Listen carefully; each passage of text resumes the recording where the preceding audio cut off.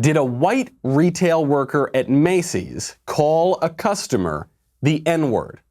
That is the excuse that some wannabe rapper is using to justify his brothers beating the sales clerk to a bloody pulp. Here is the incident. Oh, shit. Boy, don't touch me. Don't touch me. I didn't touch you. Don't touch me. I didn't touch you. Quit touching me. Yeah, them hurt. Them hurt. Stop moving. Sorry, man. Hurt. I'm Don't sorry. touch me.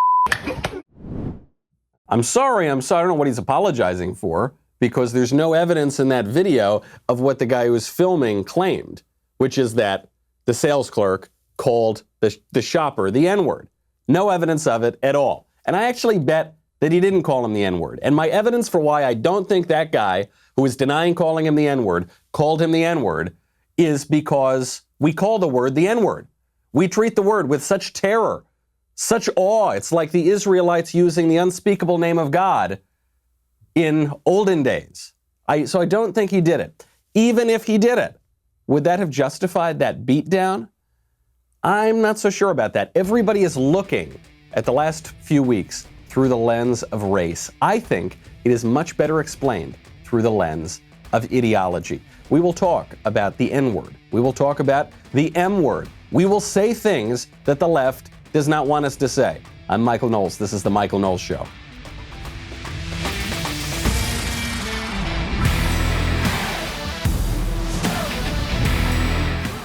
Some people get in trouble for saying that word. Some people get in trouble for being accused of saying that word. Some people say that word, they don't get in trouble at all. Wonder what the difference is. We will get to it in just a second. First, though, which major DC monument will be attacked first? That was our question yesterday. My favorite answer is technically not correct, but it is generally correct. It's like that AOC distinction between being factually correct and morally right. This is from Danny. He says, Rocky Balboa's statue will be next because he beat up Apollo Creed, a black man. Fair enough. Fair enough. It's not in DC, but close enough. Question I want to know today. Should we cancel Jimmy Kimmel? We'll get to the Jimmy Kimmel story. Maybe you've seen it already. Should we cancel Jimmy Kimmel?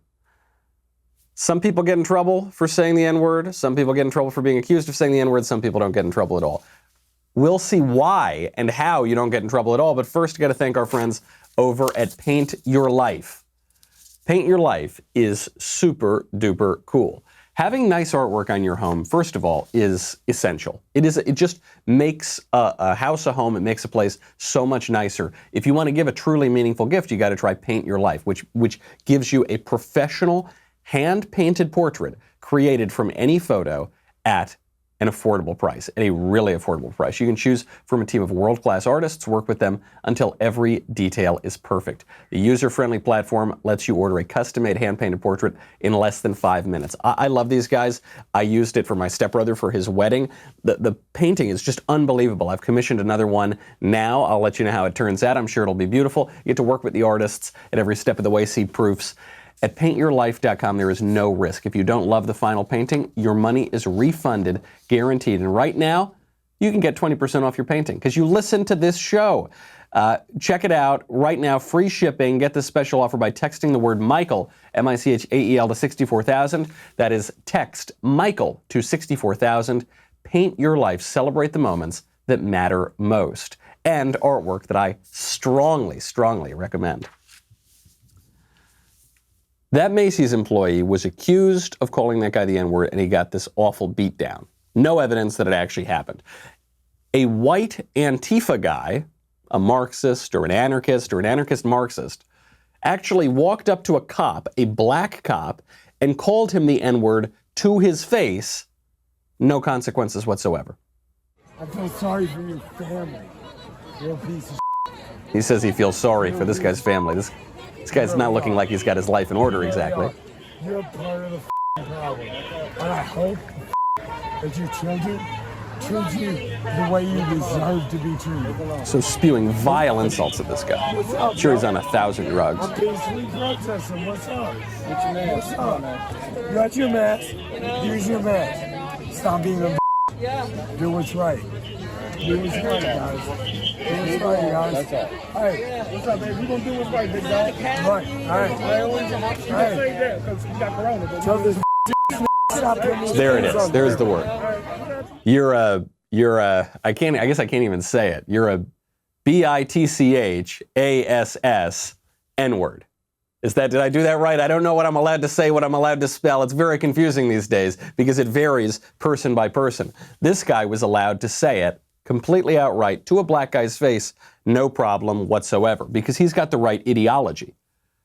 You see, the store clerk at Macy's, we don't know anything about his ideology or political philosophy. We just know that he's a white guy, and we know that he's being accused of doing something, and so he's in Michigan. He's probably one of these terrible racist people who doesn't even live in Manhattan. You know, he doesn't even live on the coasts. He's just a no good, deplorable, irredeemable person. But this guy, he looks like he's living in the heart of CHAZ Chop. And so because he's got the right ideology, he can get away with it. What about Jimmy Kimmel? Oh, now it gets a little bit trickier because Jimmy Kimmel is a Hollywood celebrity. He spouts all the politically correct leftist doctrines. So he should get away with it, but maybe he went a little bit too far because we now have shocking, breaking new evidence that Jimmy Kimmel said the N-word. Now, we already know that he's worn blackface, I guess technically. He's darkened his skin. He's portrayed black celebrities and characters. That is no longer acceptable. But then there's this album that Fox News is reporting as an exclusive breaking news audio gathered by Fox News. It's a joke album in which Jimmy Kimmel allegedly plays Snoop Dogg and sings the N-word. Bringing gifts and shit for baby boo in the hay. Well, there was danger in the manger. Word, the evil king was on they ass. They packed they shit and got the out fast. Yeah. Little J was okay. So now my homie Dr. Dre and me, we celebrate that day. Fat in a sleigh giving shits away. Yeah.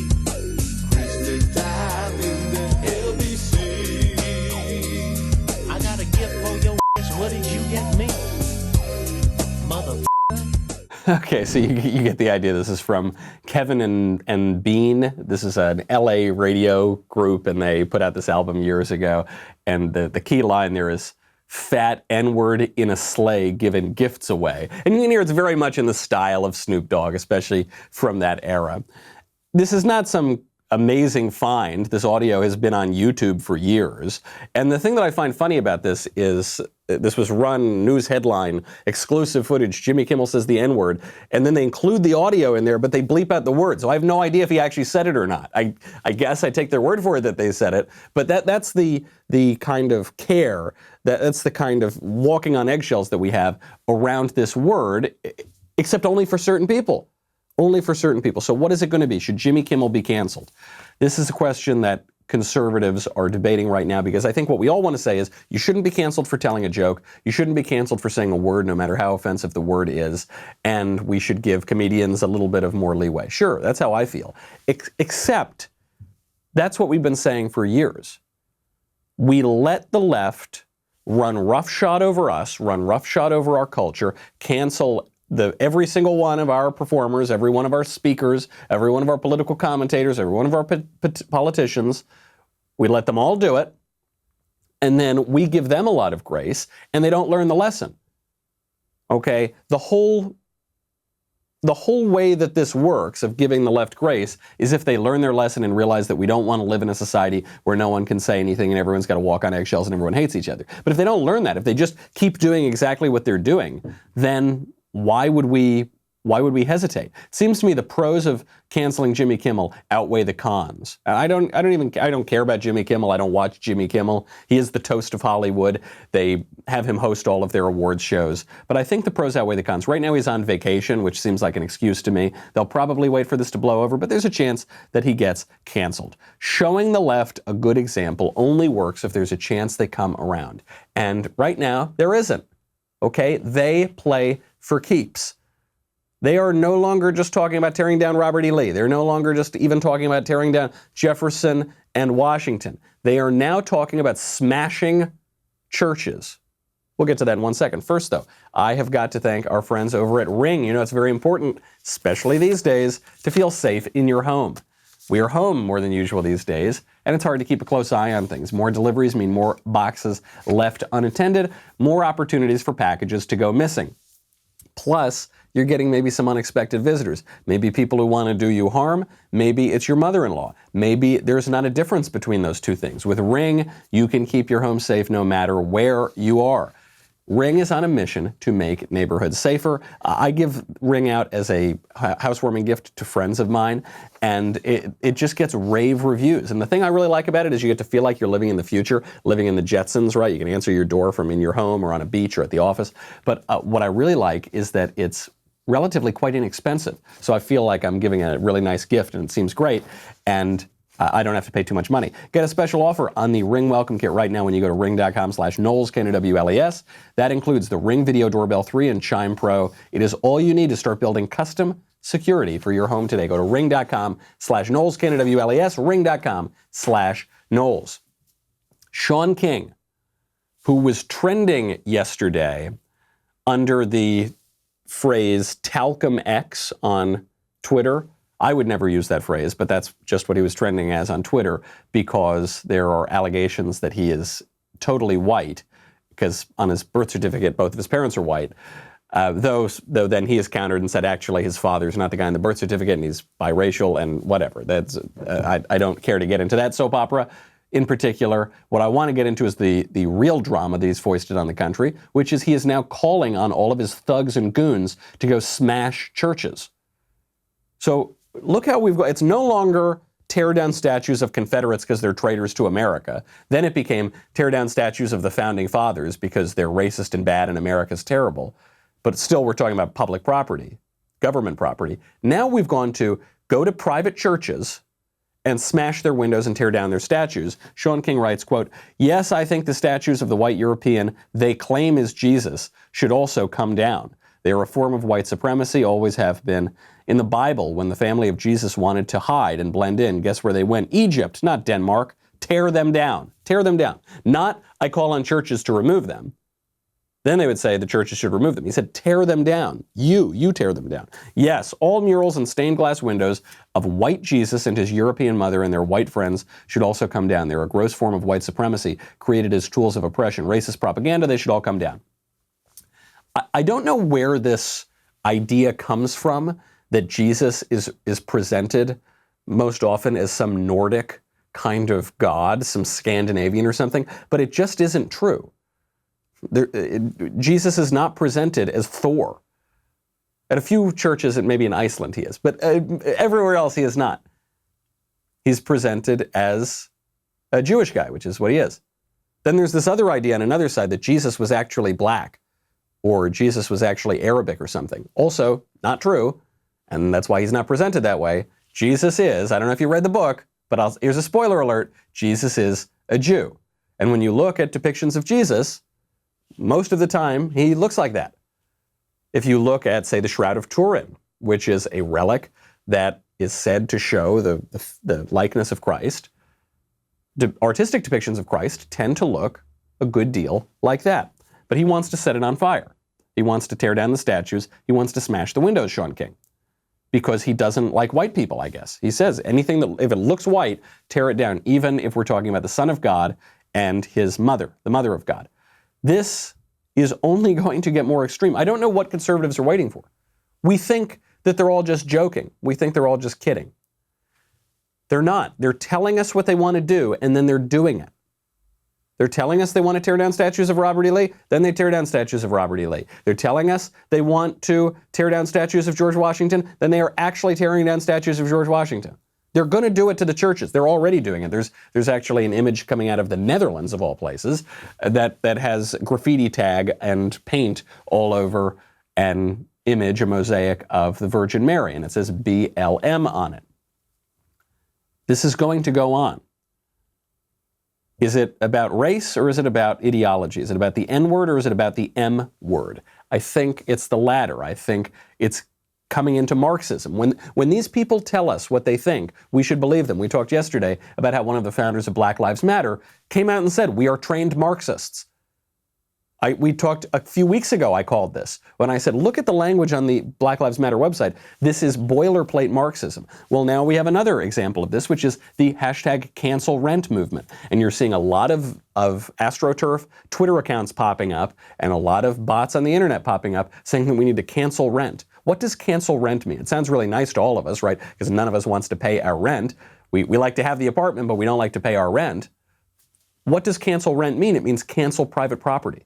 Because if you don't pay your rent, then the landlord can't pay his mortgage. If he can't pay his mortgage, he loses the property. And you hear explicit calls for this from many prominent left-wingers, including now, and especially perhaps, the leaders of Black Lives Matter. This is what they always do. They give you a slogan that you think that you can agree with and buy into, but that slogan is a gateway to premises that would completely destroy your civilization. So Black Lives Matter, as I've said, nobody disagrees with the phrase Black Lives Matter. That's why everyone posted the square. But Black Lives Matter doesn't mean Black Lives Matter. Black Lives Matter means Marxism, as the founders of Black Lives Matter actually told us over the past few days. Cancel rent sounds great, right? But it doesn't just mean cancel rent. It means cancel private property, cancel your political rights, cancel your economic rights, destroy your country. What is the result of this? We're actually seeing this experiment play out in real time over in CHAZ Chop, named by viewers of this show Somalia, the Soviet Union, and Venezuela, among other things. Well, in 48 hours in CHAZ Chop, 2 people were shot. A 19-year-old was fatally shot in the protest area, according to the mainstream media, also known as the anarchist occupied zone. And then another person was shot and hospitalized in very serious condition. This is going on all over the place. Forget just CHAZ Chop, Somalia, as the most extreme example. Just go to New York, run by Mayor Bill de Blasio, a commie himself. Well, what's going on in de Blasio's New York? Crime is up through the roof. There was a video that circulated yesterday of a bunch of thugs throwing a firecracker at a homeless guy and watching it explode on top of him. Here it is. He's running away. It's a big explosion on a homeless guy. That is, it doesn't look, I know that the mainstream media have tried to accuse white supremacists and the phantom of the Ku Klux Klan for committing these crimes. Doesn't look that way to me.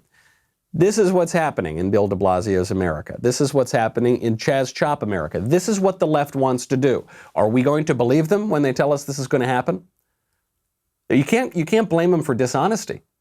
They're telling us what will happen, and then they are doing it. What is the goal of all of this? Is the goal of all of this to have racial reconciliation? No. They're using race as a means of effecting their ideological ends. And we've got a Black Lives Matter activist admitting this on television again yesterday on CNN. We'll get to that in 1 second. First, though, I got to thank our friends over at Lightstream. It can feel really, really good to finally pay off your credit cards and start saving money. Get a credit card consolidation loan from Lightstream. You could save thousands in interest. You can get a rate as low as 5.95% APR with autopay and excellent credit. Lower than average credit card interest rates of over 19% APR. The rate is so fixed so that it will never go up over the life of the loan. Plus, there are absolutely no fees. You can even get your money in your bank account as soon as the day you apply. That's pretty good, especially these days. People love Lightstream. Here's what one customer had to say. Heard a commercial, checked out the consolidation loan. A few hours later, had my approval and funds ready to be transferred. Awesome. Awesome. I agree. Apply today to get a special interest rate discount and save even more. The only way to get this discount is to go to lightstream.com/Knowles, Knowles, LIGHTSTREAM. Can I spell.com/Knowles? That is Lightstream, LIGHTSTREAM.com/Knowles. Subject to credit approval. Rate includes 0.50% autopay discount. Terms and conditions apply. And offers are subject to change without notice. Lightstream.com/Knowles for more information. The Black Lives Matter founder, Patrisse Cullors, she's the one who yesterday admitted that she and her BLM co-founder are trained Marxists. She went on the Jake Tapper show on CNN and admitted what this whole movement that's sprung up right now is really aiming at. Not just these pie-in-the-sky ideas of cancel rent and, overcoming racial oppression or whatever. What is the actual tactical, practical goal here? Well, the goal, of course, is to get Trump out. Hands down, Trump not only needs to not be in office in November, But he should resign now. Trump needs to be out of office. He is not fit for office. And so what we are going to push for is a move to get Trump out, while we're also going to continue to push and pressure Vice President Joe Biden around his policies and relationship to policing and criminalization. That's going to be important. But our goal is to get Trump out. The goal is to get Trump out. We knew that. I said this weeks ago when everyone was pretending this was about a man being killed in Minnesota or a man being killed in Georgia. And I said, it's not about any of that. It has nothing to do with that. This is about the elections in the immediate moment. This is about getting Trump kicked out in November. And then more broadly, this is an issue with liberalism. But did you hear that at the end? Hear what she said at the end. She goes, we want to get Trump out and then we want to push Joe Biden. There are some people, I've even heard conservatives say this. They say, it would be better for America if Joe Biden gets elected. I've heard this. Some conservatives think that because they think that we're at such a fever pitch right now. Trump has so triggered the libs that the libs are now burning down all the cities. And so maybe we just need to give them, we need to give in. We need to give them the presidency, say, okay, we surrender. Please stop burning our cities. Joe Biden, he's nothing, right? Joe Biden is relatively moderate given the present state of the Democratic Party. He's been around forever. We all know him. It'll just be a return to normalcy. Let's just put Joe Biden in there. We'll get moderate progressive governance, and then we'll fight again next time until they start burning our cities again, and then we'll cave again. I think that what Patrisse Cullors just said here, what BLM is admitting, is what you've all got to fear. You don't really have to fear Joe Biden. Joe Biden can't even spell his own name right now. He doesn't know where he is, and he happens to be in his own basement. You've got to fear the people who are going to be around Biden. Biden is nothing. I've talked to Democrats about this. They will say Joe Biden is not with it, but the people he puts around him are. Think about how quickly radical ideas have been mainstreamed in the past few weeks. You remember 2 years ago, President Trump said, if we tear down statues of Lee, they're going to tear down statues of Jefferson and Washington. And everybody laughed at him, and then within 2 years it happened. Well, actually, just within a few weeks, we've gone from Lee to Jefferson to Washington to now Jesus and Mary. That's how quickly things accelerate. We've gone from laughing at the Green New Deal as a big joke to living the Green New Deal. Basically, transportation was shut down for 2.5 months. We were all thrown out of work. We all got huge, massive government bailouts, trillions of dollars.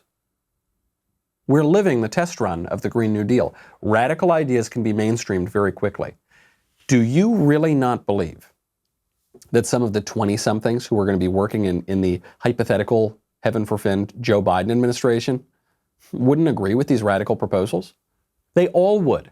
Every single one of them would. All these 20-somethings who just graduated from college, they've got degrees in cultural studies, studies of culture of studies, all leftist indoctrination. They're going to be pushing for the future of the Democratic Party. Don't forget, Tom Perez said that AOC is the future of the Democratic Party. Not Chuck Schumer, not Joe Biden, not any of those guys. AOC. The college Democrats, almost 100% of them support abolishing police departments. This is according to a new study from College Fix. College Fix did a poll of 1,500 college students, found near unanimity among college Democrats that they should defund the police. 94% of these college Democrats. I'm not talking about college Antifa. I'm not talking about college Democratic Socialists of America. College Democrats, 94%, consider rioting and looting to be legitimate forms of protest against allegations of racial discrimination and police brutality. That poll was conducted by College Pulse. It was taken just over the past few days. Margin of error was plus or minus 3%. And the sample was drawn from an undergraduate pool that includes over 270,000 verified college students, okay, from 900 different colleges and universities in the U.S. Pretty representative sample here. Almost 100% of them support it. Those are the people who are going to be staffing the Joe Biden administration. Now, what is this really about? Defenders of Black Lives Matter, at least the honest ones, will admit that there's this weird Marxist undertone. They talk about abolishing the police. They talk about abolishing the family. They use words like comrade. Their founders admit that they're trained Marxists. They'll admit that, but they'll say, look, this Marxist ideological element, this is just one way to confront the problem of race. I think the reality is the other way around. I think that these Marxist agitators are using race and exploiting race as the tool to push their ideological agenda. I think this is what Marxists have been doing in the United States for over a century. They know that the weak point of America is race. That's the fault line. That's where things begin to crack. And so they just poke that wound. They just put their finger in that as much as they can to cause discord to affect their ideological ends. Actually, a KGB defector, I think now about 30 years ago, a guy named Yuri Bezmenov, he talked about this very issue. He came to the United States, he defected out of the Soviet Union, he got out of there by dressing up as a hippie, and he made it to I believe he made it to Athens, then went to the U.S. Embassy there, went through extensive screening by U.S. intelligence, defected to the U.S., and then spilled the beans on what the KGB was doing because he himself was doing it. He said that most of what the KGB did was not espionage. It wasn't James Bond. We all like to think that it was because it's so romantic. But actually, most of what the KGB did was ideological subversion, was just trying to transform the opinions of the American people to turn against their own country. We saw this happening in the 60s and 70s. And now, if Mr. Yuri Bezmenov is correct, we're seeing the fruits of that right now. The way he saw it in the 1980s, the ideological subversion had been largely successful and now constituted a ticking time bomb. It takes from 15 to 20 years to demoralize a nation. Why that many years? Because this is the minimum number of years which requires to educate one generation of students in the country of your enemy, exposed to the ideology of the enemy. In other words, Marxism-Leninism ideology is being pumped into the soft heads of at least 3 generations of American students without being challenged or counterbalanced by the basic values of Americanism, American patriotism. The result you can see. Most of the people who graduated in the 60s, dropouts or half-baked intellectuals, are now occupying the positions of power. You cannot change their mind, even if you expose them to authentic information, even if you prove that white is white and black is black, you still cannot change the basic perception and the logic of behavior. In other words, these people, the process of demoralization is complete and irreversible.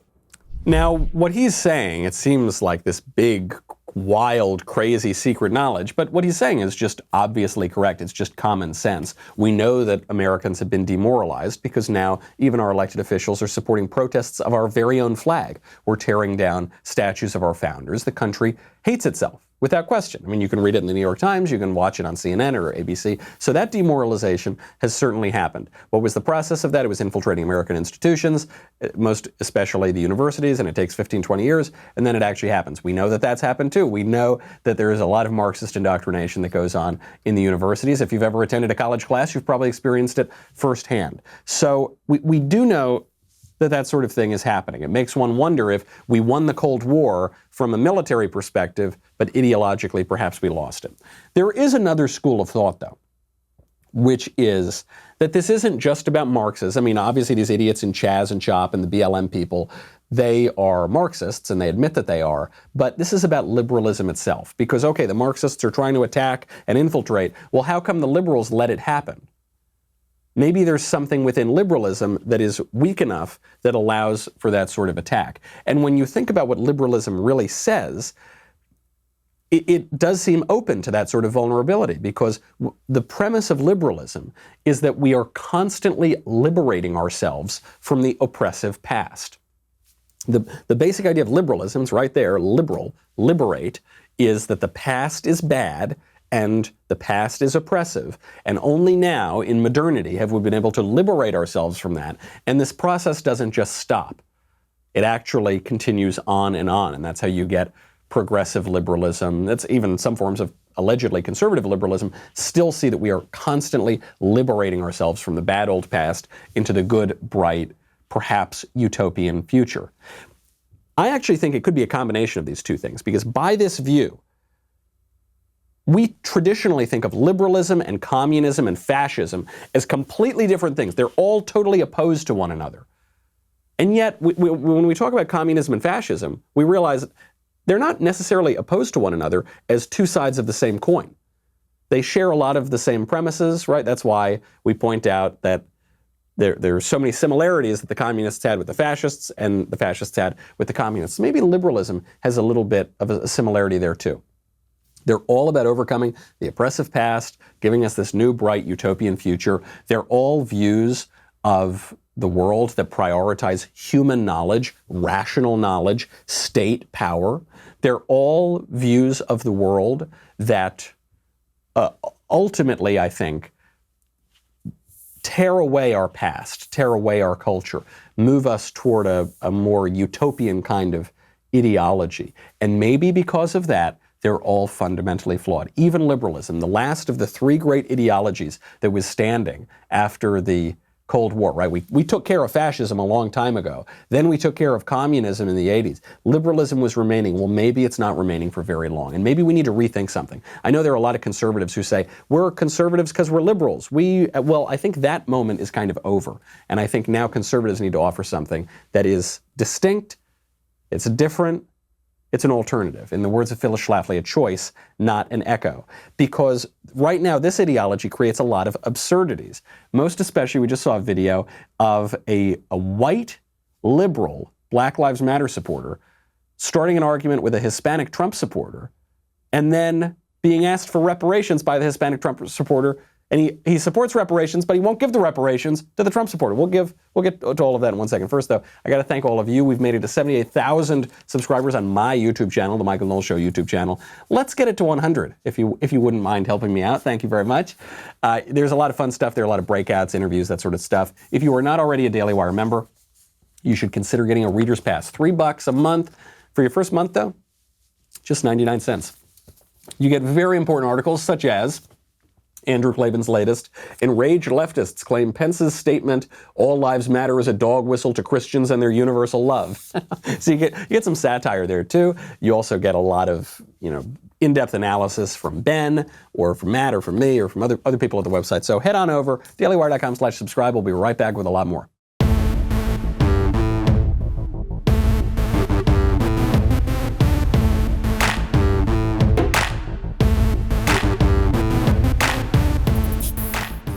This crazy ideology is creating absurdities. So one of my favorite videos going around the internet from these demonstrations and protests is you have this Hispanic guy who's wearing a t-shirt. It says, God, guns, and Trump.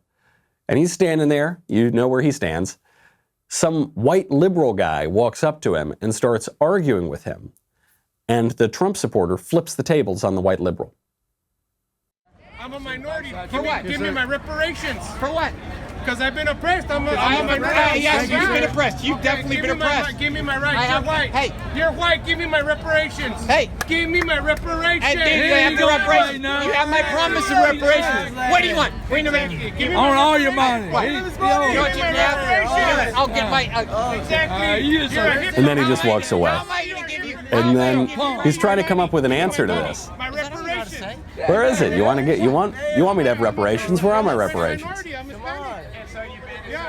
Give me my reparations. I need reparations. Exactly. The guy's agreeing. The white liberals agreeing. Yes, you do. That's right. I'm fighting for reparations. But I'm not going to give them to you. And then the Hispanic Trump supporter says, so what are we even talking about? He just calls him out. He calls out the hypocrisy. Says, okay, you want me to have reparations, right? Yes, I want you to have reparations. You think I'm oppressed, right? Yes, I think you're oppressed. Okay, well, do it. Put up or shut up. Give me my reparations. Well, no, I'm not. I don't want to do that. Oh, okay. So this is all just a game. I mean, I don't think that this white liberal meant to show this point or meant to concede this point. But what he is showing here is that all this racial agitation is simply a political tool. It's an exploitative tool to affect their ideological ends. And the ideological ends very often are the exact opposite of what you might hear from the racial agitators. So for instance, in CHAZ in Somalia, the leftists there have instituted a program of racial segregation. There's an area on a big field where all the black people are on one side, and then there are these white guards who are standing there. And so a guy with a camera shows up and he says, hey, can I go into the black area? And the white guards say, absolutely not, only the blacks go in there.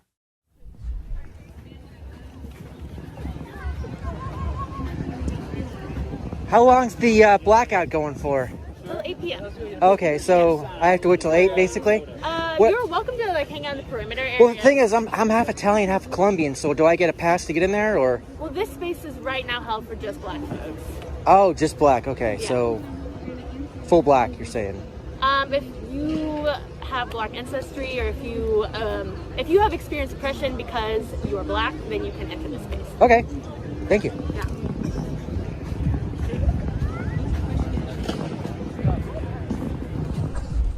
So this is a ridiculous exchange, obviously. This guy comes up, he says, well, I'm Italian and Colombian. Does that count? How black, am I black at all?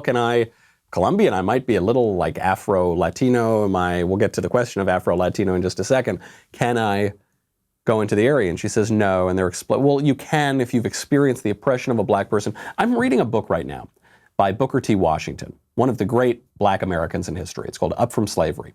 And he describes all the insane segregationist ideologies that came up when you had a system that was trying to figure out exactly with precision what race someone is. So he said there was a man who went up to get a room at a hotel, and they said, you absolutely cannot, you're not allowed to stay here, because he looked like a black guy. But then it became clear that this man was actually a Moroccan. So he looked like a black guy, and I guess he's African, right? But because he was a foreigner, he wasn't an American. When they realized this, they were so embarrassed and immediately gave him a room at the hotel. And this man learned not to speak any more English while he was in America. Same thing on a train car once. Booker Washington is there with a Native American man. They look almost the same, hard to distinguish who they are. But they said, no, the Native American can eat here, but the black guy can't eat here. When you try to parse these little differences, it's ridiculous. That's in part why segregation fell apart, is because of how ridiculous the ideology of it had become. The same thing is happening here. We're seeing the same ridiculous ideology on the other side. We're seeing the mirror image. And the left is not pushing for a racial integration or a racial equality in any way. It is merely an oppression, real or imagined, in many cases a completely imagined oppression, that is just completely flipped, and we should oppose it every step of the way. But the absurdities will abound. I wonder if it might collapse under the weight of its own absurdity, probably not before a lot more harm is done. But AOC showed this the other day, because AOC is getting a little bit jealous. She's envious that all of the black grievance politics are getting the attention, and she's not allowed to participate in those grievance politics. She has now redefined Latinos as black. The first thing that's so important is for us to talk about racism within our community and how we fit both, how we are both impacted by racism in the United States and across the world, but also how it exists within our own communities. And a lot of times I'll hear people say, okay, this is about Black Lives Matter. What about Latinos? And I always say, Latinos are black. we are Afro-Latina, and we run an entire racial spectrum. And so we have to have conversations around colorism, and we have to have conversations about the African and indigenous roots from which we come and how that's reflected in systems of power, wealth inequality, and frankly, our political system. Latinos are black. That's the big brain take from AOC. News to me, but well, that's pretty interesting. I also can't let her get away with that pronunciation. Notice what she does. She's speaking perfectly fine English. She grew up in Yorktown. She grew up in a very ritzy town in Westchester County. So she's speaking English like a normal person. She goes, and one thing I always hear about Latinos is that some people say that they're either white or black. But what I want to point out is that Latinos are black. Why are you pronouncing it that way? Well, I am Italian, right? I'm of Italian extraction. When I decide where I want to go to dinner some nights, do I say, okay, well, we can either get hamburgers or we can go get, some hot dogs, or maybe we can go get Italiano.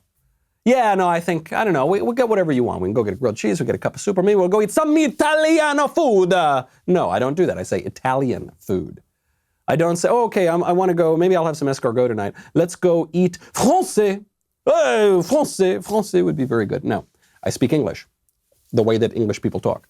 Same thing with Latino. I mean, the word Latino, really what we're talking about is the word Hispanic. Now it's politically incorrect to say Hispanic, so you have to say Latino. But the pronunciation of it is a ridiculous performance of this kind of racial grievance politics. And I think you're going to see pushback. I think actually AOC is probably going to have to apologize for this, because there is a little bit of a debate right now going on the left between the intersectional woke people who say that every racial and sexual minority has to, religious minority, they all have to combine together and put away their differences for a second to stop the oppressive straight white Christian male who thinks he's a man. And so they'll all get together in kumbaya. And then there's this kind of older, more Marxist form, which you're seeing in Black Lives Matter, which basically says, no, Hispanics are not black, Colombians are not black, Asians are not black. The black experience is a unique experience, and we are going to be a sort of monolithic unit. We're going to see that debate. AOC is pretty adept at navigating the waters of left-wing culture, so I don't think she's going to have to deal with this, necessarily straightforwardly, in a direct way. But she may have to apologize. She may have to ease her way around it, which will be difficult with her time because she's now being encouraged to run for Senate against Chuck Schumer. I hope this happens. There's been chatter about this in New York circles for a while. Chuck Schumer, Democratic leader in the Senate, and AOC, this freshman congressman. But don't forget, AOC ousted a big power player in the Democratic Party, Joe Crowley. That was how she got in the first place. And so it's not far-fetched. One thing the era of Trump has certainly taught us is never say never. Things like this can happen. And actually, speaking of Trump, Trump himself is encouraging AOC to run for Senate. Trump endorsed her and said, actually, AOC in the Senate would be a big improvement, and she would win. So he's just doing this to needle Chuck Schumer. But it's a pretty funny point. A Bernie Sanders advisor, David Sirota, is saying, just going to say something out loud that should be obvious. The fastest way to speed up the process of changing the corrupt, do-nothing, status quo protecting culture of the National Democratic Party is for AOC to defeat Chuck Schumer in a Democratic primary in 2022. I want to focus in on that key word here, speed up. Speed up the process. That is what we're seeing happening. We're seeing a process of cultural decay speed up. And so you'll have the race hustling, which has been building for decades now on the left. That is speeding up in a way that I don't think any of us would have expected. Don't forget, what was it, 12, 13, 14 years ago? We had more or less racial harmony in America. I think racial tensions were as low as they've ever been. And then 12 years ago, we elected a black president. And people were eager to elect a black president because they wanted to show that America was beyond its race problem. Then you know what they did 4 years later after his disastrous first term? They reelected him. They reelected him just to prove that America's past its race problem. Barack Obama, perhaps the worst president in American history. And there have been some duds, but Obama might be the worst. Still gets reelected. Largely to make this important point that America has passed its race problem. And now, eight years later, we seem to be in worse racial issues than before. The left is pushing that. They're pushing that just like the Soviets pushed it when the Soviets were around, just like our adversaries around the world are pushing it today. They know that that is a weak point, and they want to advance their own ideological agenda. We're seeing the tearing down of statues accelerating, increase day by day. We went from Lee to Jesus very quickly. We had a couple saints and a couple founding fathers in the middle of that as well. Things are happening very quickly, and I think it's why we need to take this leftist ideology to its logical conclusion. It's why we don't necessarily need to defend Jimmy Kimmel. It's why we don't necessarily need to defend liberalism. Say I'm a conservative because I'm a liberal. We need to offer an alternative, something that actually conserves our American culture, our solidarity among Americans of all different stripes, our love of our country, our love of our history. Trump began his presidency by saying, everyone bleeds the same blood of patriots, right? The racial differences are superficial. Our love of country is what will bind us together. And what did the left immediately go for? The American flag. George Washington, Thomas Jefferson. They said, okay, if you're not going to allow us to be divided on race, we'll go right to the heart of America and divide ourselves. We as conservatives need to offer something that tells us why we need to conserve our country, our traditions, our history, our culture, our people, our solidarity as countrymen. If we can't offer that, if all we can offer is progressivism light, if all we can offer, when the left says America's rotten to the core, if all we can offer is America's not that bad, if all we can offer when the left says tear down statues of Jesus and George Washington is no, just tear down Robert E. Lee, if that's all we can offer, that is a weak sauce. That is doomed to failure. We need an alternative, a choice, not an echo. We're going to have to use our words very carefully. We're going to have to choose our tactics very carefully, and we're going to have to be in for a bumpy road, because at the rate that things are going, very likely the only way out is through. All right, that's our show. I'm Michael Knowles. This is the Michael Knowles Show. We'll see you tomorrow.